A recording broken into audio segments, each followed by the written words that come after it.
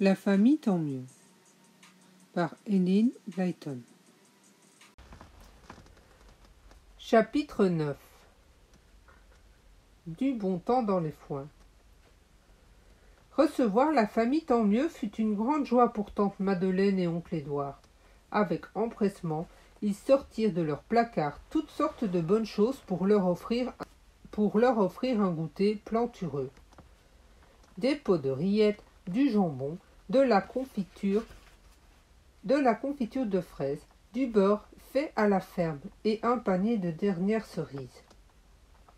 Quand les enfants eux-mêmes déclarèrent ne plus avoir faim, tante Madeleine voulut visiter les roulottes. Tout le monde l'accompagna. « Voilà ma couchette, celle qui est tout en haut, dit Élisabeth très fière.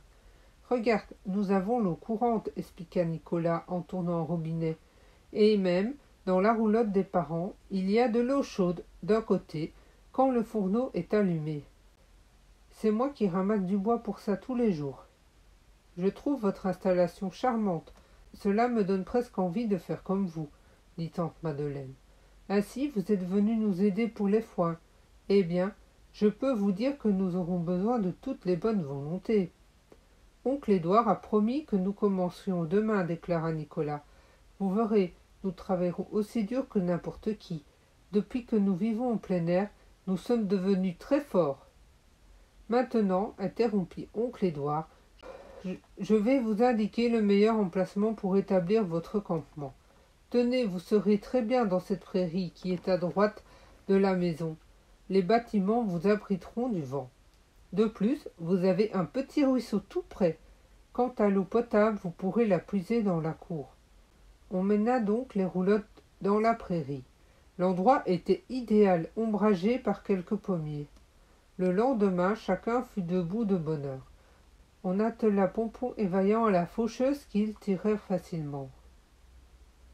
Les couteaux de la machine tranchaient l'herbe haute qui s'abattait en longues rangées.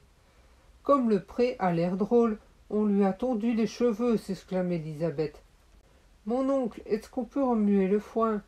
Autant que vous voulez, plus il est brassé, mieux cela vaut.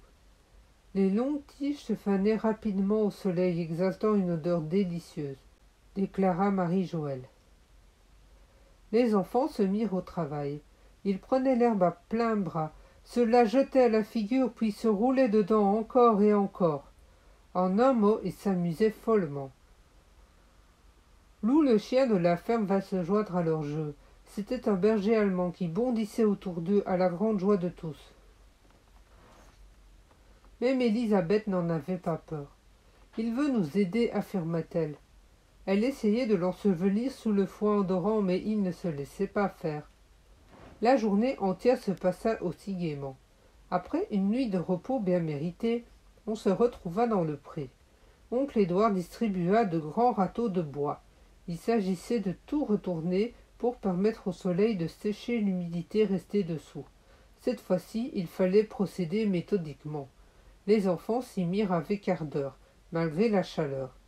Oncle Édouard était content de voir le beau temps. « Quelle chance, disait-il, je pourrais faire les meules avant la pluie. »« Et tes vaches auront du fourrage pour tout l'hiver, » ajouta Marie-Joëlle. Quand le travail fut terminé, oncle Édouard expliqua qu'il fallait maintenant tracer de jolies rangées. « Va chercher Pompon, demanda-t-il à Nicolas, et attelle-le au râteau mécanique. Tu le conduiras tout le long du pré. Marie-Jo et Tounette regarderont, ça les amusera. » En effet, le spectacle était divertissant. « Dis donc, Nick, s'écria Marie-Joëlle, les grandes dents d'acier glissent sous l'herbe et l'attrapent. Oui, mais tu vas voir le plus fort. Quand le râteau est plein, je pousse ce levier et hop, tout le foin s'écoule en une belle rangée. C'est ingénieux, hein? » Avant la fin de l'après-midi, Nicolas avait entièrement aligné le pré. Il se sentait fatigué d'avoir ainsi marché le long en large à côté de Pompon, mais était très fier de son travail. « Tous à la construction de meules !» cria tante Madeleine qui les avait rejoints pour le déjeuner, en leur apportant un pique-nique copieux. Elle était toujours gaie et elle avait fait la conquête de ses neveux. Les enfants aidèrent à dresser les grands tas de foin. Dans la lumière dorée du soir, cela faisait un bien joli tableau. « Nick, appela Marie-Joëlle, regarde, Tounette s'est endormie. Si on la recouvrait de foin, elle qui aime tant s'enfuir sous les édredons. » Aussitôt dit, aussitôt fait, on s'aperçut bientôt plus rien de leur sœur. Cela ne faisait qu'une petite moule supplémentaire. Maman s'étonna de ne pas la voir. Elle la cherchait des yeux, tandis que Marie-Joëlle et Nicolas s'enfuyaient ravis de leur farce. Élisabeth entendit son nom crié par sa mère. Elle voulut s'asseoir, mais s'empêtra dans une couverture bizarre. « Maman, qu'est-ce qui se passe ?»« Tiens, une meule de foin qui parle !» s'exclama maman en riant. « Debout, ma chérie, ajouta-t-elle, en l'aidant à se lever et à se retirer les brins d'herbe qui se mêlaient à ses cheveux ébouriffés. « C'est l'heure du dîner. De dormir aussi. Tu n'en peux plus. »« Quelle bonne journée, dit Élisabeth en bâillant. On va laisser le foin longtemps comme ça. Dès qu'il sera sec, je l'entasserai sur la charrette pour l'amener à la ferme, répondit oncle Édouard. Avec ce qui ne tiendra pas dans la grange, je ferai une belle meule au milieu de la cour. J'aimerais monter sur la charrette, fit Nicolas. On doit être drôlement bien tout en haut, enfoncé dans le foin à regarder le ciel. Vous ferez cela et beaucoup d'autres choses encore, promit maman. Mais pour l'instant, plus un mot et filez, vous tombez de sommeil. Papa et maman entraînèrent leurs enfants vers les roulottes. Ils prirent à peine le temps de dîner tant ils avaient hâte de se coucher. Ils s'endormirent dès qu'ils eurent la tête sur l'oreiller. La bonne odeur d'herbe coupée qui se glissait par les fenêtres les accompagnait dans leurs rêves. Faire les foins était encore plus amusant qu'ils ne le pensaient. Chapitre 10. Qui va traire les vaches? Les distractions ne manquaient pas à la ferme. Le matin, la basse-cour attirait les deux petites filles, tandis que leur frère allait à l'écurie chercher Pompon. Oncle Édouard lui avait déniché une vieille selle. Il regrettait de ne plus avoir assez de travail pour les chevaux maintenant que son tracteur était réparé. Il les attelait encore de temps en temps pour le plaisir. « Ils me rendent de grands services, affirme-t-il en caressant leur museau soyeux. Et il ajoutait, pour taquiner Élisabeth, « Quand vous en aurez assez de voyager, je vous les achèterai. »« Ah, mais ça n'arrivera jamais, s'exclamait celui-ci. Je ne veux pas qu'on vende Pompon et Vaillant. Ce sont nos amis. Papa me met souvent sur leur dos, c'est très amusant. » Les vaches venaient brouter auprès des roulottes. 2 fois par jour, on les menait à l'étable pour la traite. Les enfants prenaient plaisir à y assister. Ils aimaient entendre le bruit du lait giclant dans les grands seaux. Un matin, Nicolas voulut essayer. « Bien sûr, dit tante Madeleine en lui tendant un petit tambouret. « Assieds-toi là, tout près de la vache. Attention, il faut être fort, mais pas brutal. » Nicolas se mit à traire. Mais cela n'allait pas très bien. Le lait coulait un peu au bout d'un long moment. Il n'y en avait qu'à peine un fond de seau. « Comment se fait-il que je n'ai pas de la belle mousse par-dessus comme toi ?» demanda-t-il piteusement à sa tante. « C'est si que tu ne t'y prends pas comme il faut. Tu ne m'as pas l'air tellement douée. Essaye, toi, Marie-Jo. » Légèrement émue, celle-ci s'installa. Ma foi, elle se révéla très adroite.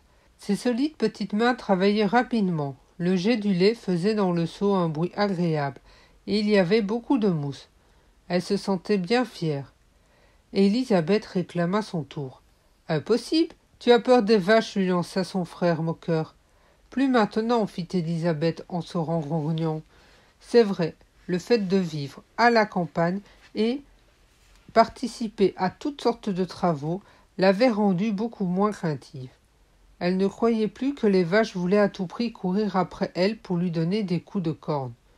Elle s'assit à côté d'une grosse bête placide nommée Roussotte, celle qu'elle préférait.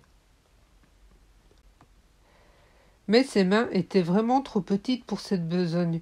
Elle dut y renoncer. « Il n'y a que Marie-Jo qui réussisse, reconnut-elle. Nick et moi, ça ne va pas. »« Oui, bravo pour Marie-Jo, dit tante Madeleine. »« Quand fais-tu le beurre ?» demanda Élisabeth. « Je voudrais t'aider. »« Je t'en prie, dis oui. »« Entendu. J'en fais tous les vendredis. Rendez-vous à la laiterie ce jour-là pour tous ceux qui veulent. » Une fois la traite terminée, Nicolas se chargea de ramener le troupeau dans le pré. Une vache mugit. ce qui lui fit pousser un cri de surprise. « Mon oncle, viens voir ! Roussette a ouvert sa bouche toute grande. La pauvre, elle n'a plus qu'une seule dent en haut.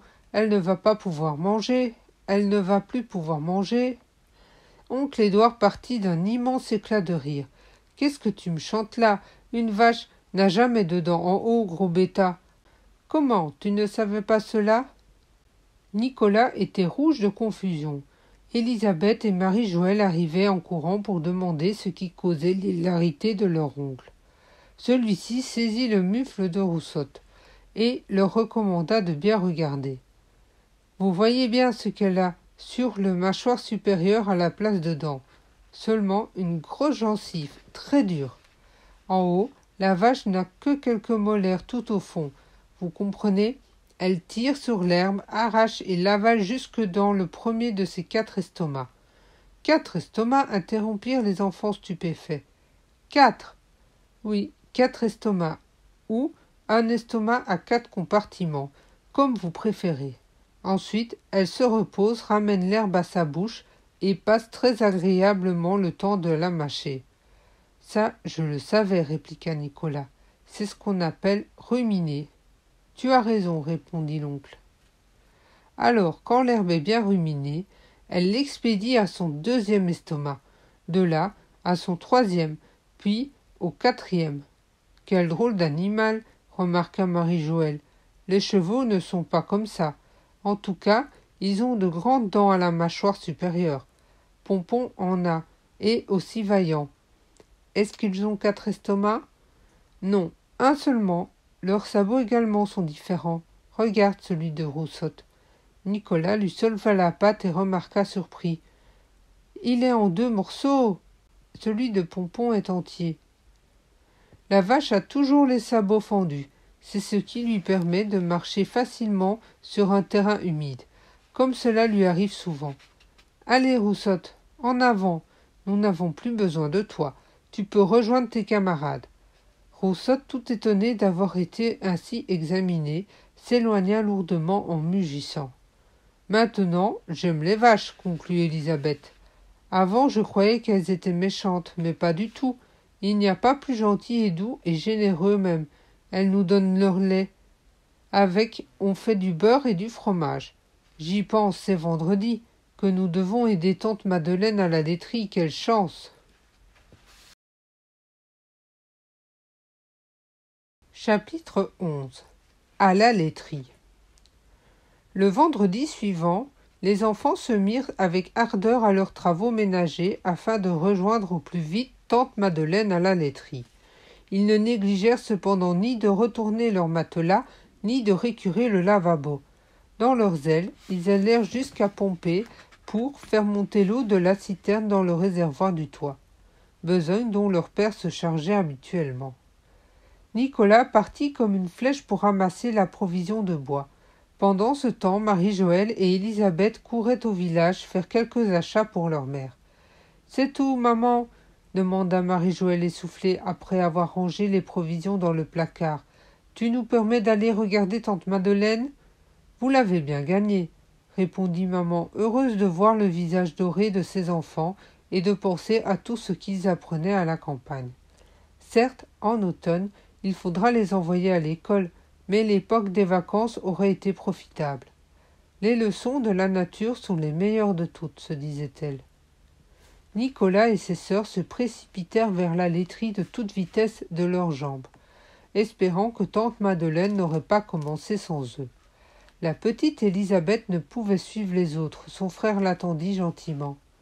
Marie-Joëlle entra donc la première dans la petite pièce fraîche et propre au sol carrelé.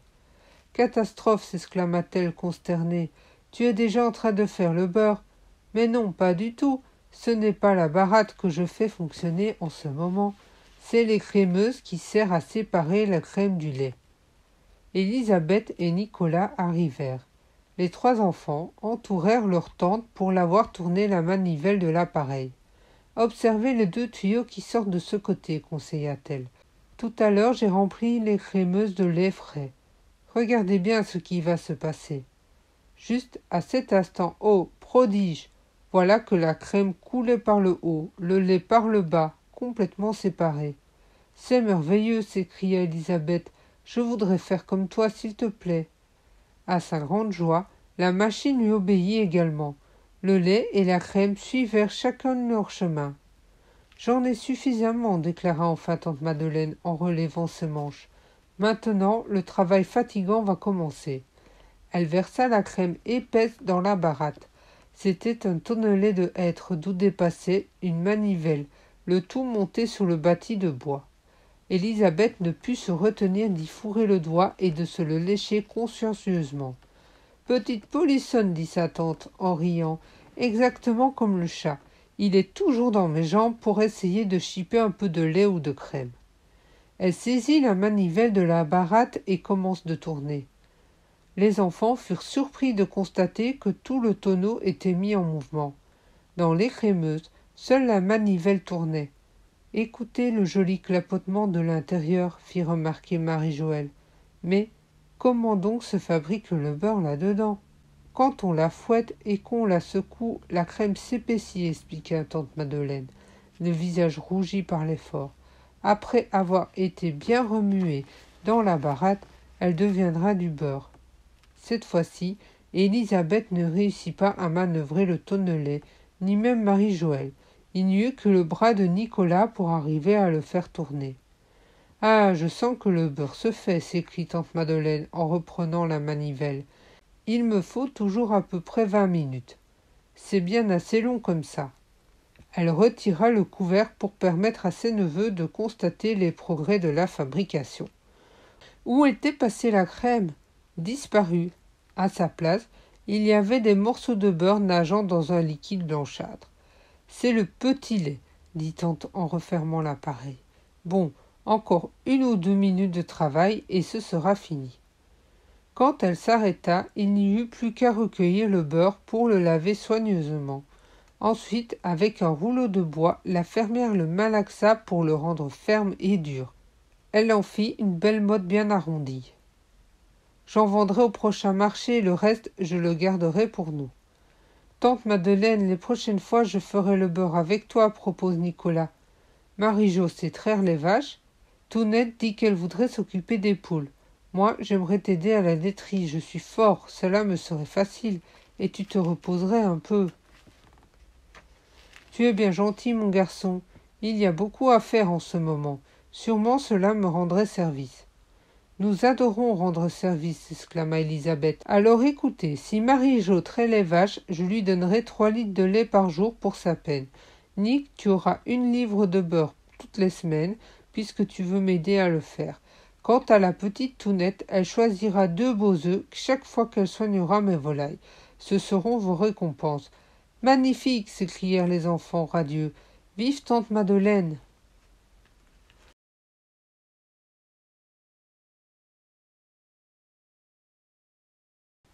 Chapitre 12. Une bonne surprise.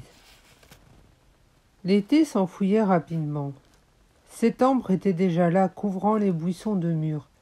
Maman faisait des tartes délicieuses, mais cela ne suffisait pas à réconforter les enfants, qui voyaient avec tristesse la rentrée des classes. Il faudrait dire adieu aux chères roulottes. Ce jour-là, papa et maman étaient partis de bonne heure à la recherche d'une école. Nicolas et ses sœurs, malgré un fameux déjeuner chez tante Madeleine, avaient l'air tristes en attendant le retour de leurs parents. « Ce n'est pas juste. Les vacances ne devraient pas filer aussi vite, dit Nicolas avec un soupir. « Oui, approuva Marie-Joëlle. Et pourtant, nous en avons fait des choses depuis que nous sommes la famille, tant mieux. La preuve, toutes les lettres que nous avons écrites à bonne maman pour lui raconter nos aventures. Chez elle, nous n'en avions pas tant. Du reste, c'est décidé. Quand je serai grande, je vivrai à la campagne. Je trouve ça 1000 fois mieux que la ville. » « Je te crois, renchérit son frère. Tout ce qui s'y passe est simple et pourtant c'est passionnant. Le blé qui pousse, la naissance des poussins, la fenaison, la tonte des moutons. Et la moisson donc, coupa Élisabeth qui avait participé avec ardeur à tous les travaux de la ferme. Tu te rappelles, Nick? Les champs étaient magnifiques, on aurait dit de l'or. Tu sais, moi, j'ai surtout regardé la moissonneuse-lieuse. Une machine qui coupe le blé, le rassemble en gerbes, qu'elle lie avec une ficelle et dépose sur le sol. Tu m'avoueras que c'est pratique. Quel plaisir aussi de grimper sur le haut des charrettes quand on a rentré la récolte, ajouta Marie-Joëlle. Vous vous souvenez du repas qui a suivi? Comment ne pas s'en souvenir? Tante Madeleine avait réuni pour un dîner plantureux tous ceux qui avaient pris part à la moisson, depuis le plus vieux, le père Thomas, jusqu'à la plus jeune, Élisabeth. Celle-ci s'était d'ailleurs endormie au milieu du festin. Et voilà, fini le bon temps, soupira Nicolas. Nous avons déjà quitté la classe avant la fin, impossible de manquer la rentrée. Il faut bien se faire à l'idée de vivre dans une vraie maison. Peut-être que maman n'aura pas trouvé d'école qui nous prenne, reprit Élisabeth avec espoir. On resterait dans la roulotte tout l'hiver. On ne peut pas abandonner Pompon et Vaillant. Papa dit qu'il faisait partie de la famille. Je vois la fumée du train, annonce Marie-Joëlle. Papa et maman seront bientôt là. Allons à leur rencontre à travers champs. Nos trois amis s'élancèrent en direction de la petite gare. Ils avaient grandi et étaient devenus bruns comme du pain d'épices. Les voilà, s'exclama Élisabeth en agitant le bras. Deux mains s'élevèrent pour répondre à leurs signaux. Impatient, Nicolas s'écria. J'espère que vous n'avez pas trouvé d'école. Nous vous raconterons tout lorsque nous serons roulotte, répondit maman. Marie-Jo, as-tu pensé à faire cuire des pâtes comme je te l'avais demandé? Oui, maman, j'ai aussi acheté le pain. Mais sais-tu ce que tante Madeleine nous a donné pour ce soir? 2 laitues, un poulet rôti et un gâteau au chocolat.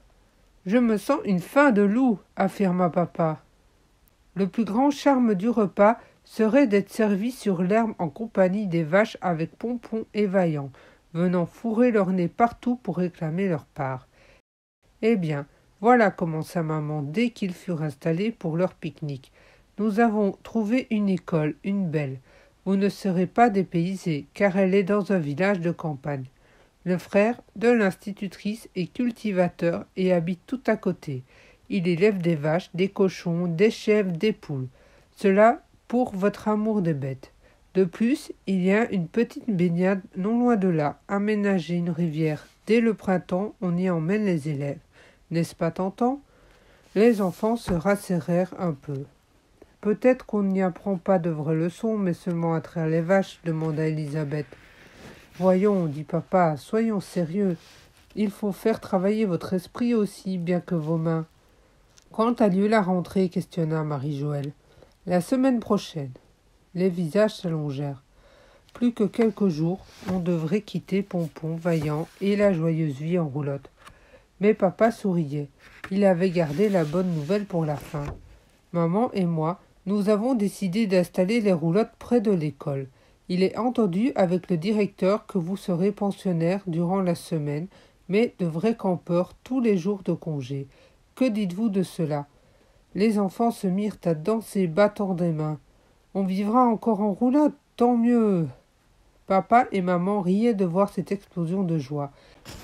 Il vaudrait mieux lever le camp dès demain, ajouta papa. Il faut bien compter 2 ou 3 jours pour le trajet. Pompon, Vaillant, vous avez entendu, dit Élisabeth en se précipitant vers les 2 chevaux qui levèrent la tête pour l'écouter. Nous repartons en voyage. Chic alors. Le lendemain, il fallut dire au revoir à tante Madeleine et à oncle Édouard. On les remercia de tout cœur pour ce bon séjour en leur promettant de revenir. Puis chacun s'installa pour le départ. Pompon et Vaillant dans les brancards, papa et Nicolas sur leur siège, maman et les filles à l'intérieur. Tante Madeleine et oncle Édouard suivirent les roulottes du regard jusqu'au tournant du chemin en agitant leurs mouchoirs. Au revoir la famille, tant mieux. Nous espérons vous retrouver bientôt pour connaître vos nouvelles aventures.